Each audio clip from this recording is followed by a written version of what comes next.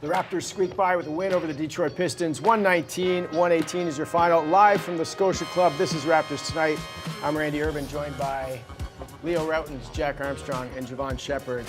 It's nice for you to be here. I appreciate you coming and stepping in last minute. You know what's amazing, Jacko? Tonight was Sunday. supposed to be, Randy's night, all his friends here, and I'm looking around. It's, What are you doing? What are you doing? It's not that kind of night, is it, Jack? Well, I'll just say this: it's Super Bowl Sunday. Yeah. And Get the show going, and we got thrown out of real sports, and basically, Jacko's saying you got about 10 minutes here, Randy. Yeah, okay. Don't move blow the it. show along. All right. I'll say, first of all, that Fred VanVleet, I thought, really set the tone in that first quarter, and he kind of carried that the rest of the game. Did you see it like that? Yeah, I mean, he was amazing today. Yeah. And, it's interesting. You watch having a guy like Jakob Poeltl to play with, Yeah. they've played together before. He does a great job in that mid-screener roll action. He had a few wide-open looks because Jakob freed him up. So I think the quality of shots he's going to get with Poeltl as a teammate's going to be that much better. So I would expect his shooting percentage will be better. Right. I think the quality shots everybody's going to get. It's going to change. And the great thing about Jakob, he can be an offensive player, but you don't have to force the ball into him, but he's always going to be there. He's always going to be in the right places to get the ball, and if he gets it, it's not always going to be a shot. It'll be a kick out, he'll move the ball. So I think when you make a trade midseason, it's hard. Yeah.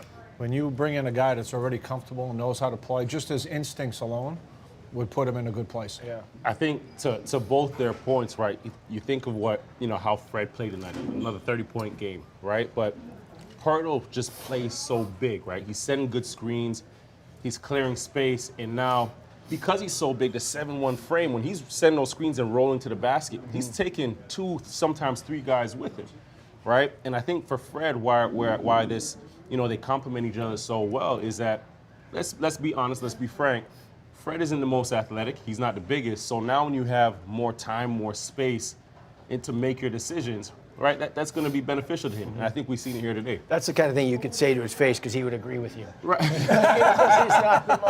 He knows he's not the most athletic, but he was great tonight. Is there an under-the-radar sort of skill that Jakob Poeltl has? And we talk about his screening, we talk about his ability to pass the ball in the paint and set up other guys, but are there intangibles that he does? I joke about it, but he's nimble. Yeah. He's got quick feet. He's very graceful on his feet. And he gets places quick. Right. And to me, he's a very athletic guy. And as a help defender, he can get there quick as a help guy. Is he a big-time shot blocker? No, but he'll protect the rim because as that second guy, he'll get there quick and cut off your path to the basket and then chest up on you. So He may not block it, but he's going to alter and change a lot of shots. He's good east to west, right? You get him on, especially when the ball's on one side of the court, he's in a weak side position. His strides are so long that half of his step is getting you on the other side of the paint, right? So now he's, like Leo said, he's not going to shot block. He's not going to, but he's still going to deter you from getting to the rim. So I think that's the big thing. You got to give him more credit for his athleticism, east-west. And So he's the starter now. This is it. Was his second game as a Raptor. Threw him into the starting lineup. Makes sense. Right? Well, I mean, you didn't have Gary Trent and OG Anunoby today, so I don't have the slightest idea. I mean, I think we should probably wait to see. Hey, everybody's always waiting for a bench. You got a bench now. Yeah. But I would have to say, to your point, probably, not definitely, but probably. If his play can increase the play of Fred and Pascal together. Yeah. They played well today. And they played well tonight, right? Very, very seldom have you had them both have north of 20 points and shoot north of 40%. So if you can get those two on the same page and playing well by his addition and support your bench by, one of those guys that was starting before going to your bench now and becoming that burst off the bench, then I think it's something you have to consider seriously. Do you think the ball movement was up to par today? They're always a more dangerous team when it's moving around. Obviously, but it gets sticky, right? That's been a problem as of late. The ball gets sticky. I mean, hey, we saw Masai's presser after the trade. I think he used the word selfish 5-6 times. We've never heard that. It's never been an issue. But you're presented with a lot of different problems now, and as a result, you see some of that. The ball sticks, and it's something they just got to work through because you got an opportunity coming down the stretch, and I think Jakob can make a difference to put everything together. And now, if you look at all the bodies available, you have a bench. You got a full plate over there, by the way. Actually, these are. That's a little sticky as well. Yeah. I need some. Hey, somebody got to take a plate. I'll share. Do I get a clean plate here? Here, use mine, man. I'm not. I don't touch anything of yours, Randy. So. That's not true, Leo. A question. Yeah, we do. We do have a question from Sher Khan. This is actually for Leo, but I'm going to take it away from Leo and give it to anybody else here. What do you see in the Raps defense in the fourth quarter recently that keeps giving up big leads? Well, go ahead. You can talk anytime. I just think, as much as everyone talks about the paint protection, and I think a lot starts on the perimeter, keeping the ball in front of you. Mm-hmm. But man, oh man, I think coaches do a good job in this league right now, coaching to the point where you're leaving guys out on an island, and you got shooters all around. It's hard to keep the ball in front of you. Mm-hmm.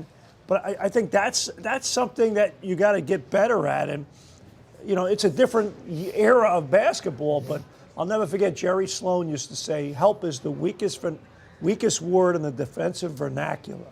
If you have to yell help all the time, you're not doing your job. But that's being said 20 years ago when you could put a hand on a guy. Mm-hmm. Now you can't.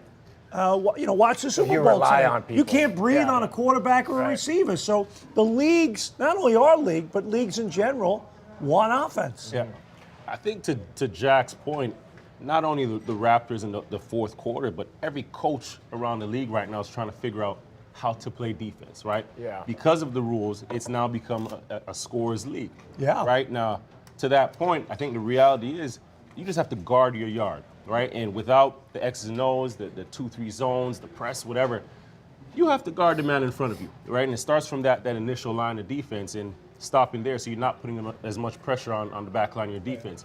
But I'm going to stop talking about defense there because Leo he coached me and tried to tell me to play defense. I wasn't with it. So. It was a lost cause. I did everything I could. Leo, I didn't know you were a defensive coach. Oh, yeah. Jacko, come on.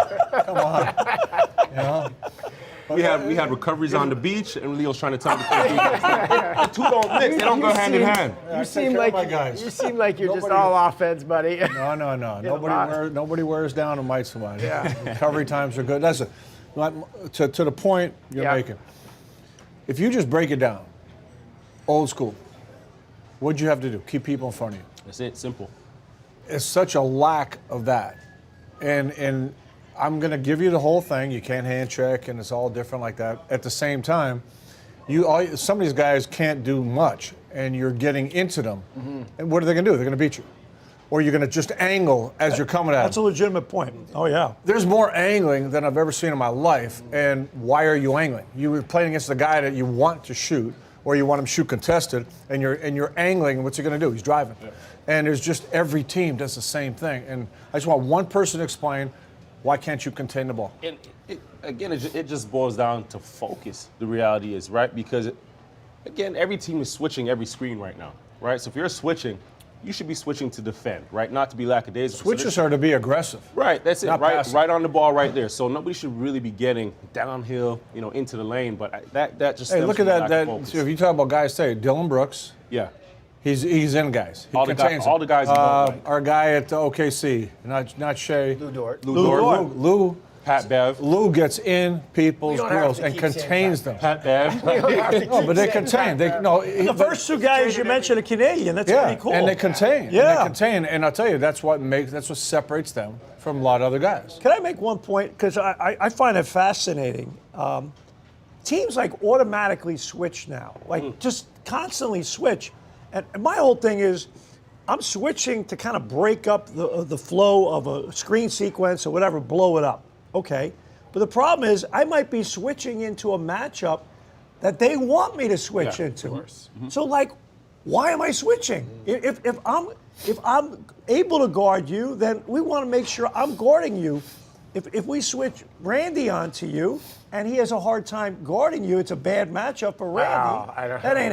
Randy can't see me. Well, there you go. Randy cannot see me. But you know what I'm saying? But now, if I'm an offensive coach, I'm saying, well, these guys love to switch. We're going to run a little play. They'll switch. And now I got the matchup for my best player or a really good offense. It doesn't make sense to me. My floater game, Jevohn. Sorry. Go ahead. Oh, Lord. Yeah. Here we No, go. you can. It's all right. Lord. It's all right. No, Oh, it's Lord. okay. But Don't it's worry. funny. It's funny. Now that you say that, Leo, you're naming off a list, a number of defenders, and it's crazy that all those guys you mentioned, we now look at, in today's game, we look at like villains, guys that just play defense, right? That concept there is crazy to me.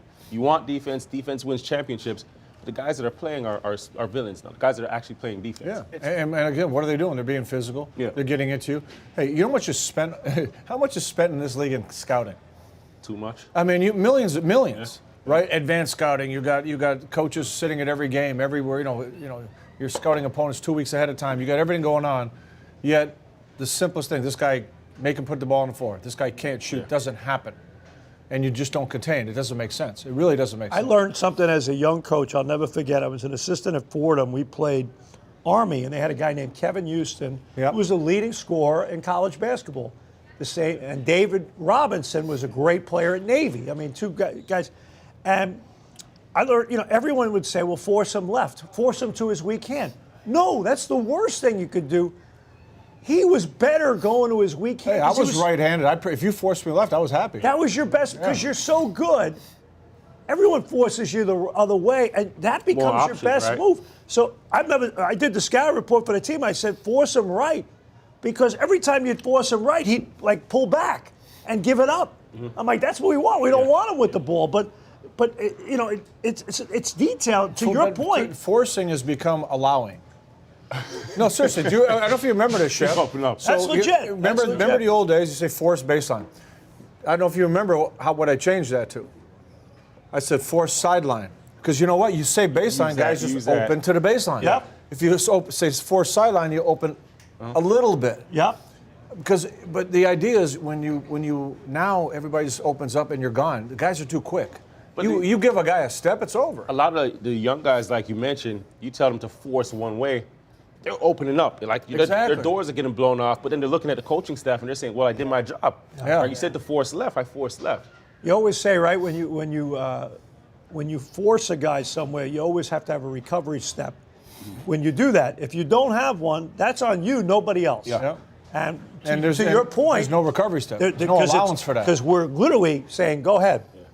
It's funny. Now you're in rotation. Guys will just jump on a high shoulder. Where's he going to go? He's gone. Or you're, 35, 40 feet away from the basket. You get into somebody's grill. They put the ball on the floor. It's over. Yeah. Right? Before the game, Dwayne Casey was asked about the offense and it being, at a legendary pace and whether or not the defense would catch up. And he thought that it would. They would make, adjustments over the next couple of years. But he also talked about the competition committee and some of the things that they talk about in that. And one of the things was incentivizing the post up. And I didn't really know, what would that entail? I don't know how you incentivize it. To me, it's simple basketball. You got an advantage, you take it. Right. Just calling more fouls? I didn't really understand. No, I think we joked about it at one show about Pop when he said about how this game's crazy. It's become a circus, so make it a circus. Yeah. Have a 4-point shot and a 5-point shot. 5-point shot, yep. Because you can't. How are you going to incentivize? What are you going to give somebody 5 points for hitting a baseline? I mean, a paint point? No, you're not going to do that. So it's hard to incentivize inside. But as far as on the perimeter, you can incentivize all over the place. If that's the kind of league you want. It's funny, the incentive should be looking at Embiid, looking at Jokic and guys like that, teams that have dominant bigs that play some back to the basket game, bigs that can pass the ball from the post. Those teams are having success in this league. You can't switch, you're not switching in the post, right? Because then you're switching to some mismatches. But these guys that can pass, they can play, they can score, which is creating the advantage on the perimeter for your perimeter guys. So that in itself should be the incentive. There's an element that I haven't seen a team play consistently. UB Brown, who did a great job in his different stints as a coach in Atlanta and New York and Memphis, and before that in Kentucky with the ABA, he always had a second unit that would press. Guys would come in, he'd play the starters 32 minutes, he'd play the subs 16 minutes, and he would have a second unit that would come in and they would press you the whole time they were in there. They were only playing 16 minutes, 8.5, and they'd go 2-2-1 or 1-2-1-1. They show all these different looks. And I think I think we've become a very vanilla league, and I think Nick Nurse, to his credit, has brought a lot of different looks in terms of zone and box and one, triangle and two. But I tell you what, these offenses, they do a good job figuring it out, and the rules benefit them. Joe Wieskamp signed for the rest of the season, multi-year deal. Does this move the needle for you guys, for the Raptors? In Well, it some ways? moves the needle for him. Good for him and his He's family. picking up the tab here tonight. His box are grease for sure. Well, you know what? Look, I liked him at Iowa. He's a big guy. He's, you know, Pure shooter. Yeah. And the question is, will he become a, guy at the professional level that has what I call shooting toughness, where you become that guy that everyone's trying to prevent you from taking the three, and are you tough enough and physical enough to keep moving, keep cutting, using screens, relocate, yada, yada, yada, relentless. And when the ball finds you, are you drilling shots? Not shooting shots, are you drilling shots? Are you that tough? And the really good shooter, a guy like him, it's a mindset to me. I really do. mean, we haven't seen a lot of him, but what I have seen, he's the guy that's locked and loaded. He's ready to go. Yeah. So, and you look at the work habits, how they prepare. He's got good work habits. He's got, he knows your job is to come in and shoot. Yeah, I When think- you got to guard, because you're not guarding, you're not shooting. You're coming out of the game. Right. But if you guard, and I always tell young players, look at J.J. Redick. Right, here's a guy who's almost out of the league. He understood that if he's going to play, you got to know that scouting report cold. You got to know your job, the team's job. So you're not a great individual defender, but you're a great team defender because you know everything that's happening, right? You know the opponent, you know the plays, you know everything.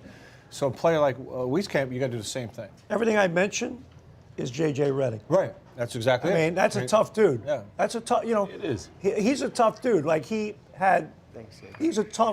was a guy that hey, man, I'm not letting you shoot. Yeah. And he'd still find a way to get open. Yeah. And when he caught it, he punished He was you. ready. And he never stopped moving, never stopped running. And again, the knock would be, I'm not playing him because of his D. Yeah. So he didn't allow that to happen. He became a fundamentally sound, knows the report, everything player. Well, as a shooter, you have one job, right? And if you don't want to defend, then you've got to knock down shots. So I think, like I said, you can't shoot from the bench. you can't.